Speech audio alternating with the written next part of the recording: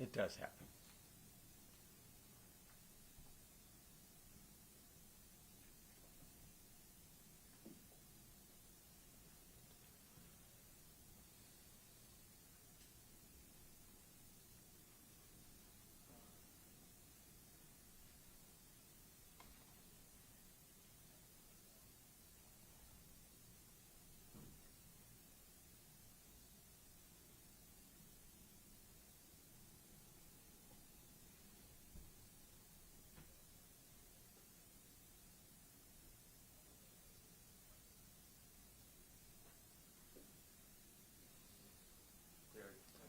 All right, thank you, Steve.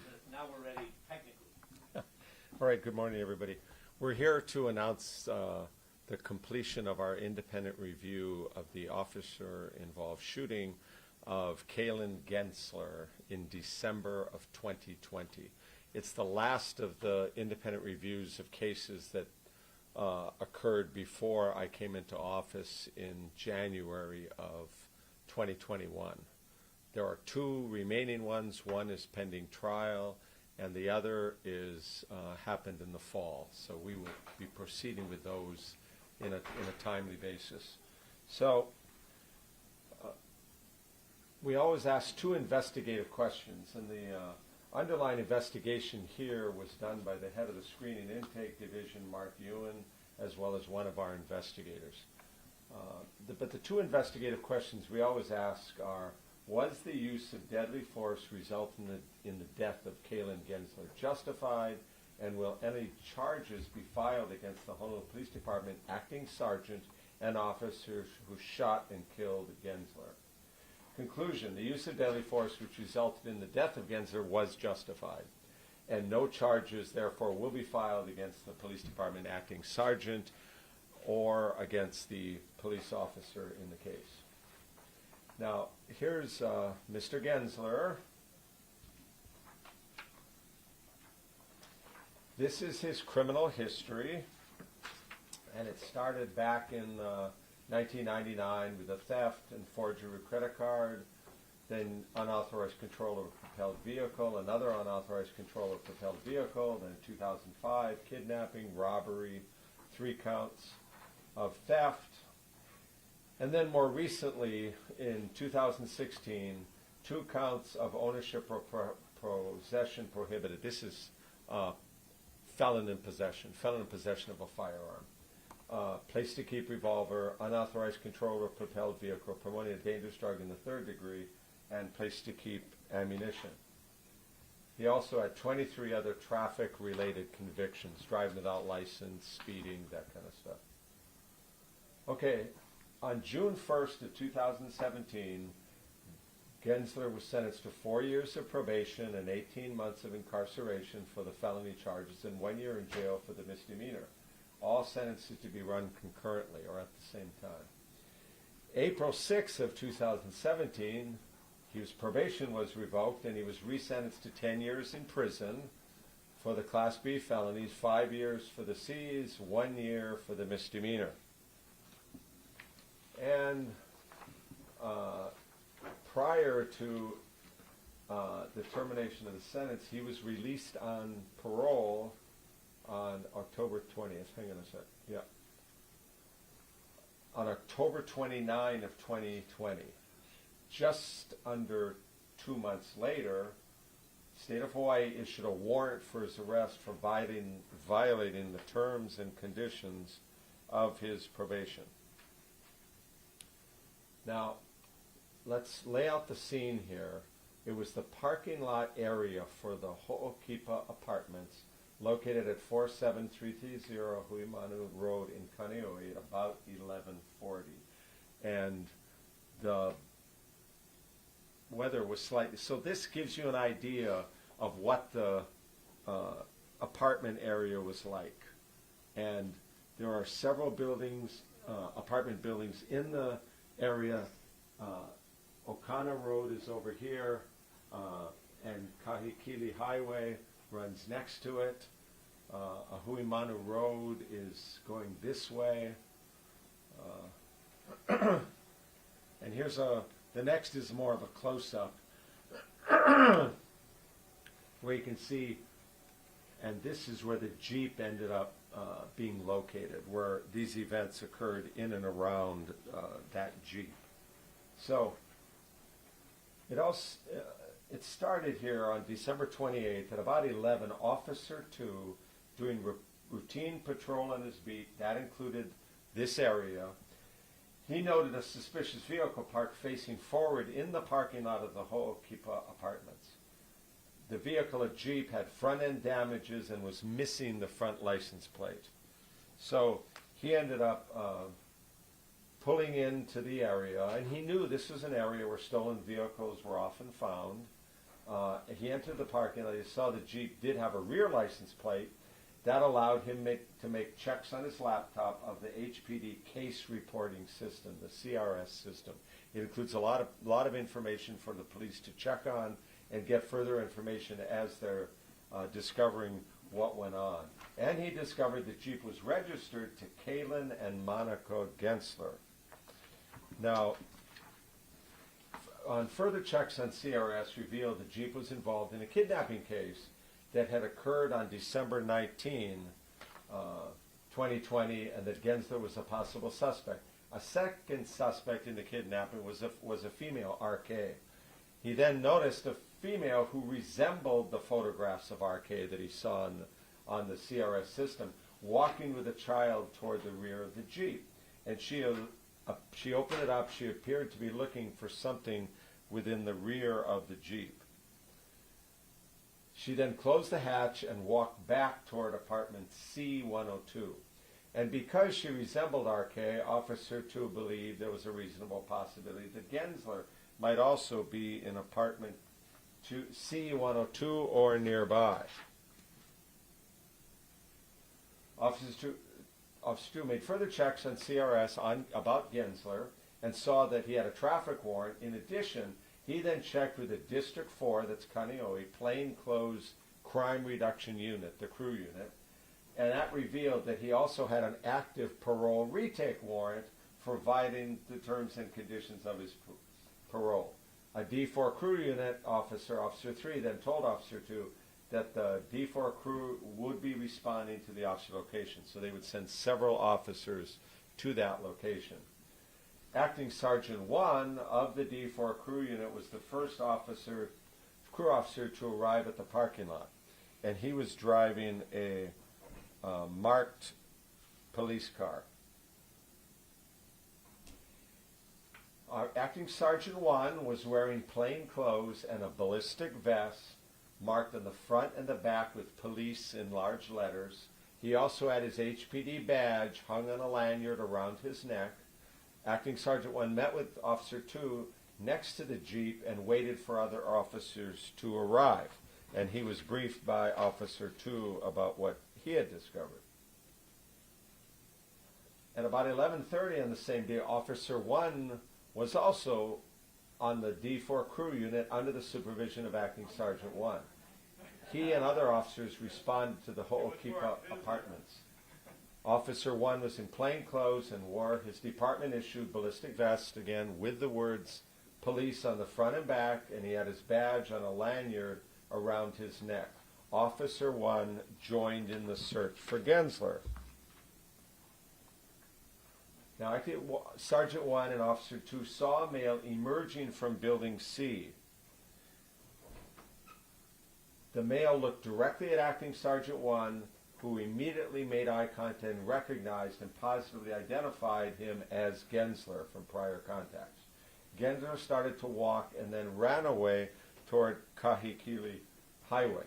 Officer 2 was aware of prior incidents involving suspects running from Ho'okipa Apartments across Kahikili Highway and into the brush of O'Connor Road or the Kahalu'u Canal.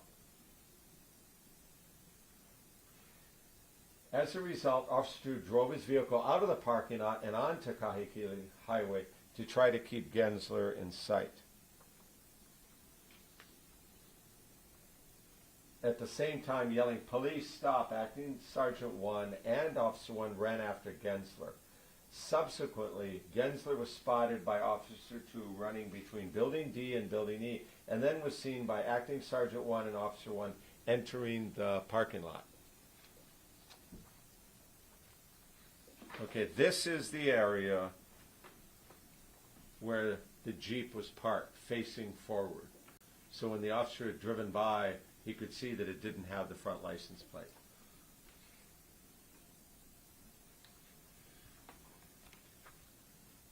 After starting to gain ground on Gensler, Acting Sergeant 1 then displayed his taser and yelled, "Stop, police, stop."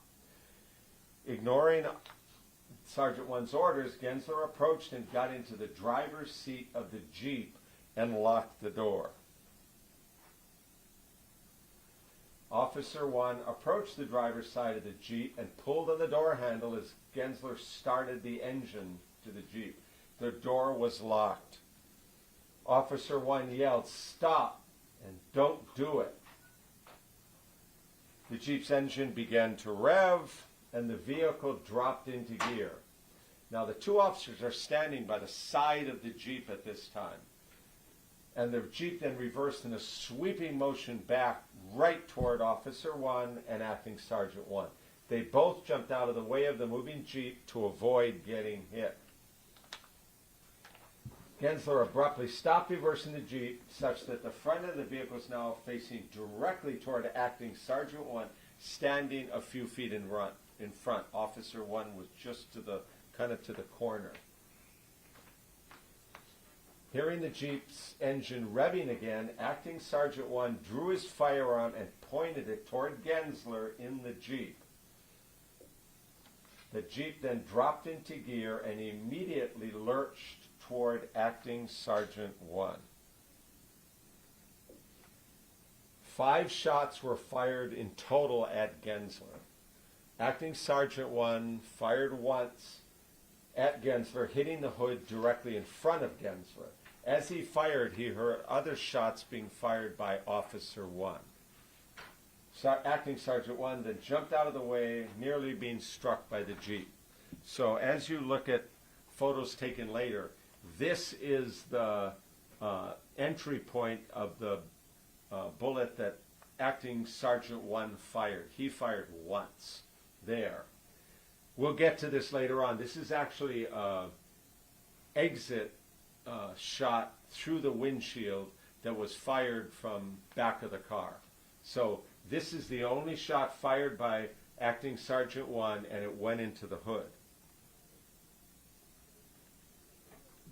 At the same time, fearing for his own life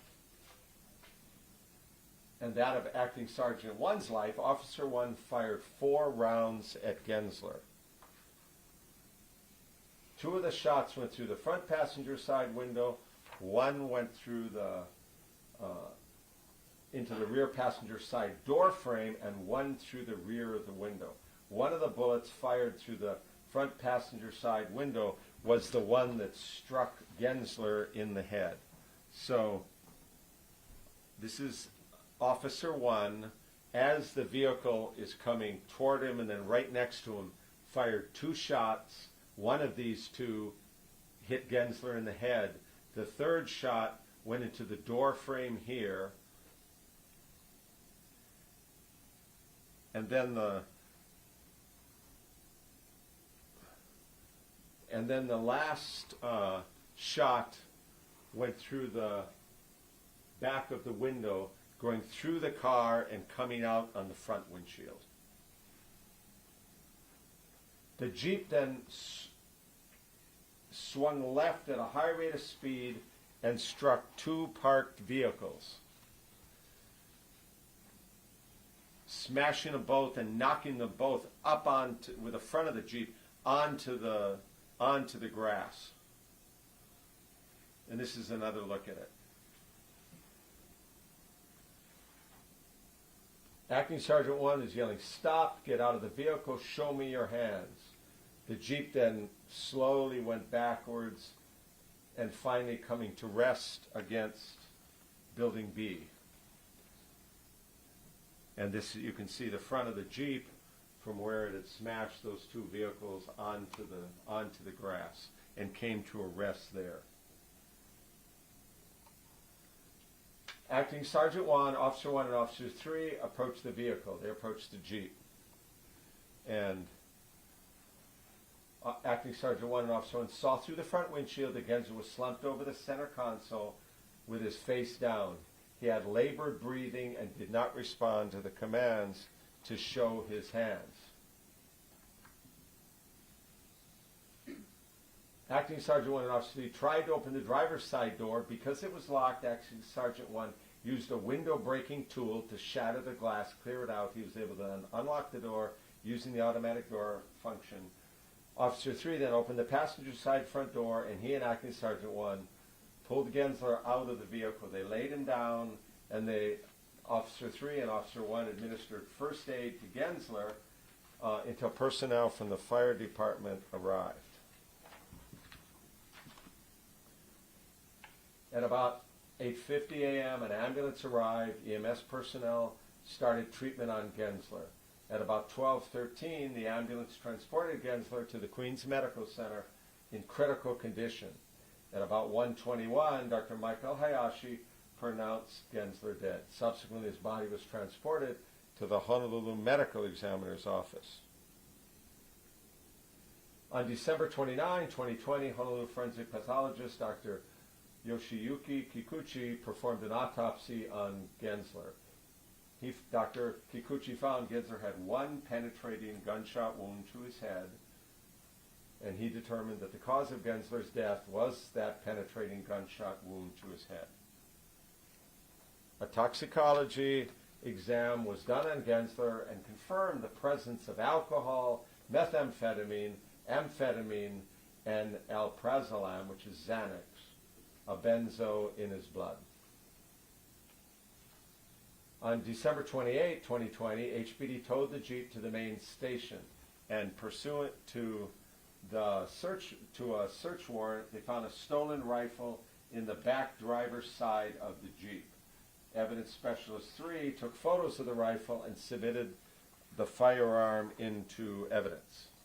So that's the firearm, and then the next slide is the magazine and all the bullets removed from it.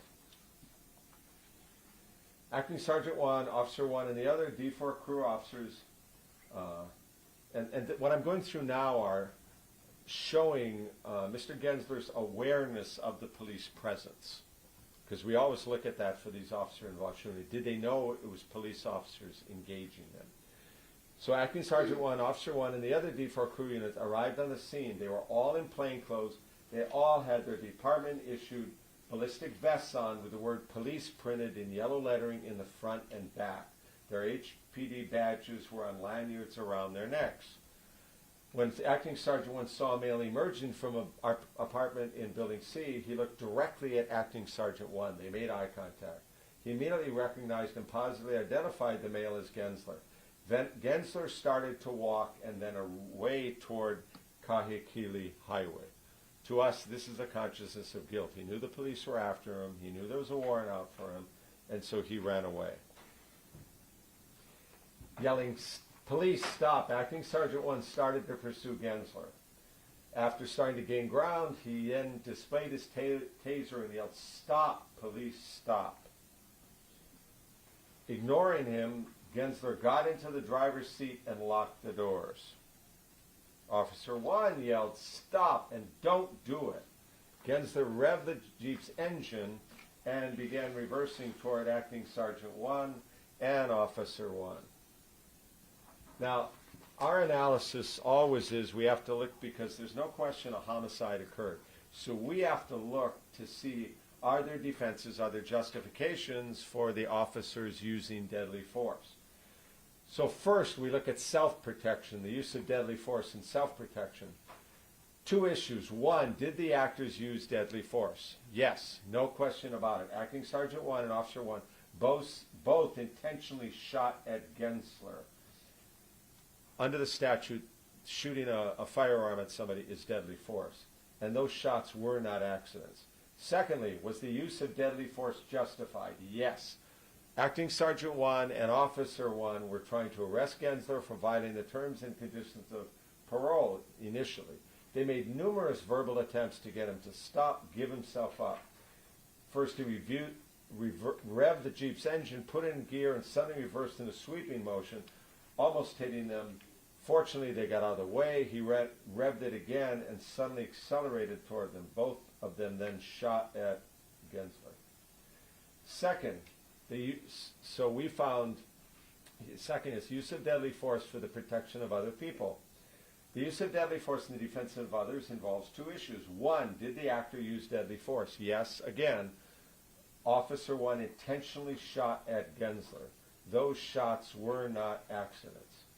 Second, was the use of deadly force justified? Yes, Officer 1 saw Gensler rev the engine and suddenly lurch it forward, directly toward Acting Sergeant 1.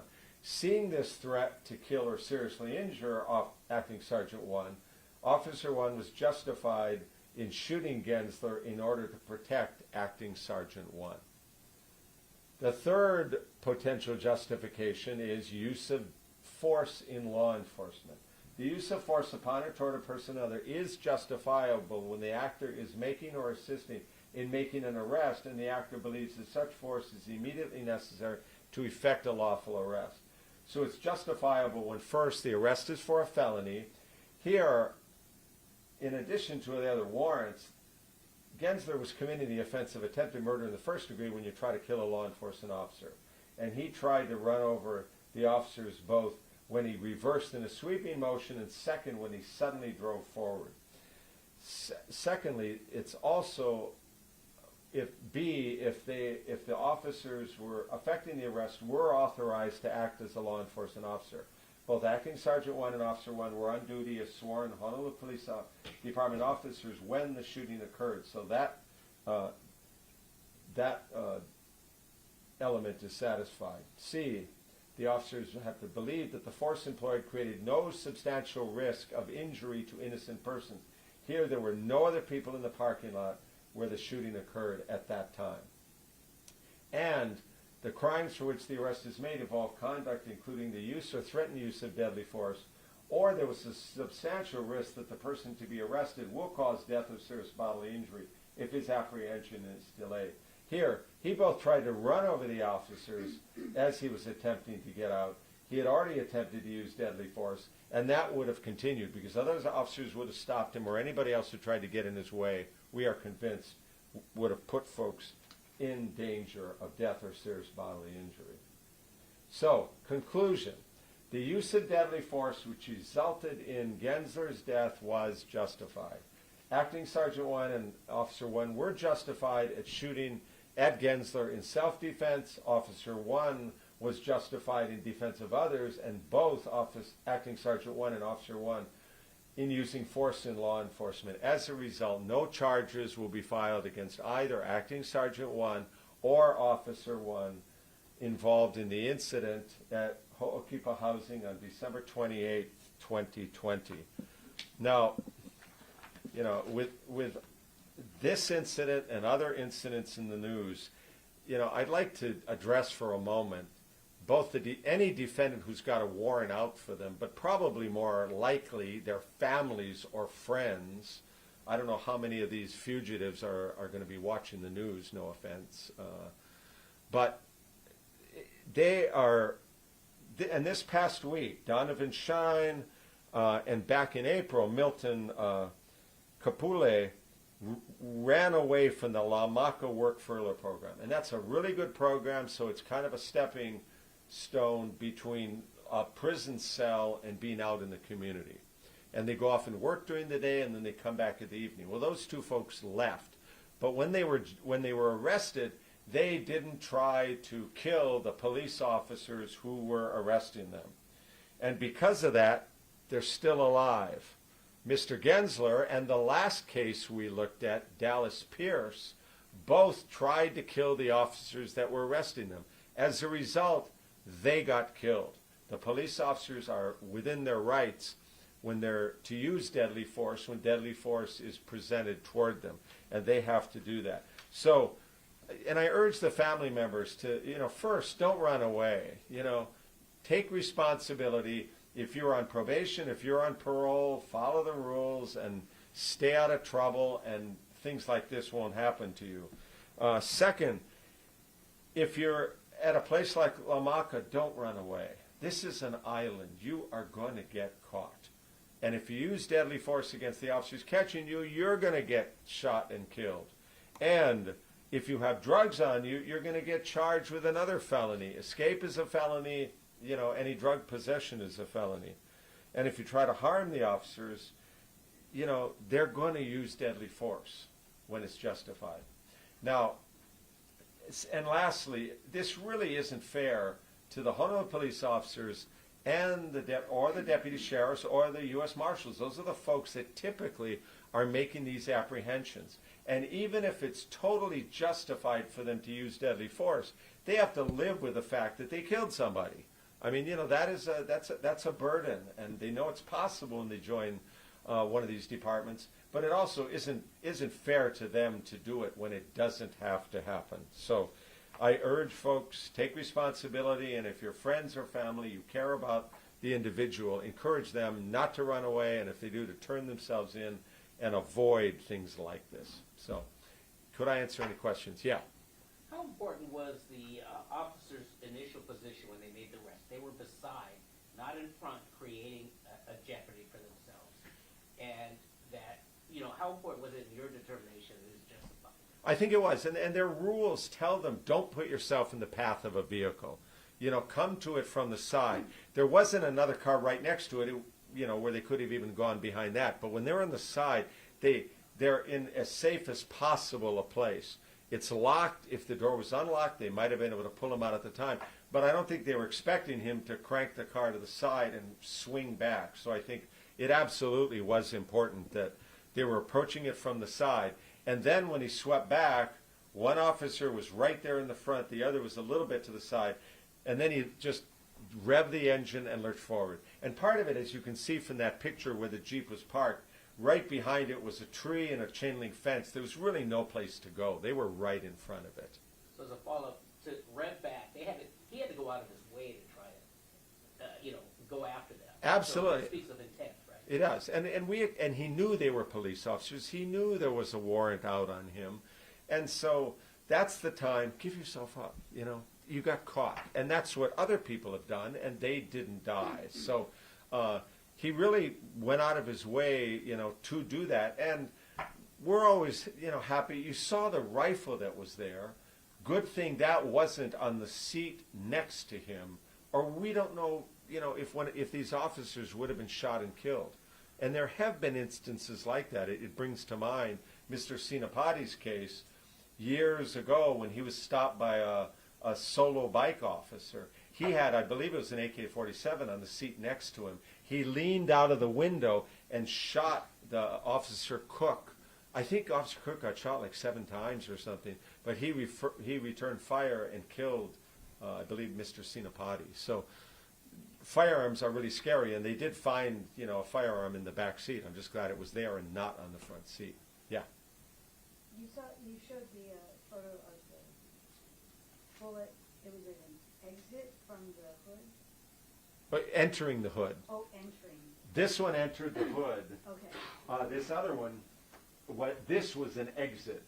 So when you first look at it, you think it makes sense if the shot was through that. But HPD determined this was an exit mark, and so it entered from here. This was an entry opening, and then on the front dash, above the dashboard, it came out this way. So the one round that Officer that Acting Sergeant 1 fired was through the hood. And so, do we know for sure the sequence of the shots? It was about at the same time. When he fired this, he heard several shots being fired, but I'm sure his attention was right here. So I think he shot at Mr. Gensler, and it was low and went into this, but he heard several shots. And at this time, he's accelerating forward really quickly, so the other officer's firing really quickly. It's boom, boom, boom, boom, boom. That's how fast it happened, which is why, you know, 2 of them were right through, and one of these 2, we don't know which, was the one that got Mr. Gensler in the head. Were there any body cam Nope. worn? And has that policy changed with crew? I think it's still under discussion there. You know, everybody could tell they were police officers with that. I know HPD is looking at that. I believe the crime reduction units and the SWAT team still don't have body-worn camera. And is that ever going to, I mean, are they, I would think at some point that's going to happen. but at this time, But this was December 2020. so this District 4 still did not have. No, and that were was, not right. issued. They were one But of the they've been last. studying it since then. And that's So, up to the chief. Again, why did, was Prue the one that was trying to, serve the warrant or whatever it was? And then- Right. Well, whenever they get a situation where they spot somebody, it's often patrol, like in this case, Officer 2 saw the vehicle, he looked on the computer, he found stuff, and he saw the person who was allegedly involved in a kidnapping. And so when they know there's a fugitive, they try to get the crime reduction units out there or the SWAT team, but it takes a long time to get the SWAT team, organized and suited up and stuff, whereas the crime reduction unit guys can come pretty quickly. And since you mentioned the kidnapping, I thought that someone had mentioned that the complainant actually withdrew the complaint, but the prosecutor's office wanted to continue that, and I couldn't see any evidence that there was any such. There was an allegation early on, and I believe you're right. At some point, the alleged victim in the kidnapping chose to withdraw the complaint and signed a withdrawal of complaint form. But that's what the information from that gave Officer 2 information as to who was involved in it, and pictures and other stuff that was helpful. So it was still, it's one of those things, the police look at it, they talk to us, they see if the victim wants to proceed, but I think it was happening pretty quickly at this point. Do we know how Gensler acquired the firearm? We don't. It was stolen. It was reported stolen, but how the person who stole it, between him and Gensler, we don't know. So when there is a fugitive or someone trying to get away from police, do you think the police should sort of try to get out of the way? I mean, obviously, the reverse, because he had nowhere to go, he was trying to get out of that narrow parking area. Would it not make sense for police to step aside? Well, I'm afraid they'll run. I think they're afraid. He's going to do anything to get away. So if there's a pedestrian there, little kids playing, they're afraid he's going to run them right over. They tried numerous times to chase him. He was too fast, I guess, and they were gaining on him. But they would have tackled him if they could have before that. Then when they got in the car, as was pointed out, they came from the side of it. They didn't get in front of it or right behind. It was facing forward. They weren't right behind it, which wouldn't have been good policy and what they're not trained to do. They came from the side, and then I don't think they were planning on that, but that can happen. Somebody sweeps it to the side and tries to run them over. And speaking of, little kids, that area has a lot of children Yep. living there. Could one of those stray bullets have gone through and maybe hit Anything can be, through a window? you can always speculate about something. There was nobody in the immediate vicinity at the time, which is why we decided, because you have to look at factors when you're using force in law enforcement to keep people from fighting when there's a whole crowd around. What we saw at the time, it appeared nobody else was in the parking lot area. I think they do their best. They don't want to kill somebody. They're trying to arrest them. And most guys give up when it's like that, when they see a kill fight, right? Like these other guys, most people get arrested without incident, or they fight a little, but this is the rare occasion, and it's unfortunate. I think they really tried. Mr. Gensler had, a long criminal record, so he had been involved. He obviously didn't want to go back in. But the warrant for arrest was for what crime? It was for, hang on one sec. Kidnapping? No, it was for a parole violation, which means he had stopped, showing up to see his parole officer and the like. Let me.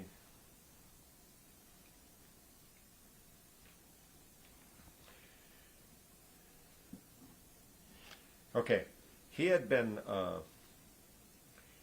convicted of felon in possession, 2 counts, place to keep a pistol or revolver, both Class B felonies, unauthorized control of a propelled vehicle, promoting a dangerous drug in the third degree, and place to keep ammunition. And so when that was revoked and he was sent to prison, then he was later placed on parole, and those are the underlying charges. Yeah. Just clarification, given his record for gun possession and things like that, were the officers at the time, this is real time, aware or unaware that he was armed or unarmed? We have no indication they knew he was armed, so I think the answer would be no. But were they aware that he They knew what his record was, which is why, I mean, they did all the time. They had a ballistic vest on. They're cautious. It's why the crime reduction unit came rather than the patrol officer. Officer 2 didn't try to do this himself. I mean, they may wear vests, but they're not trained the same way.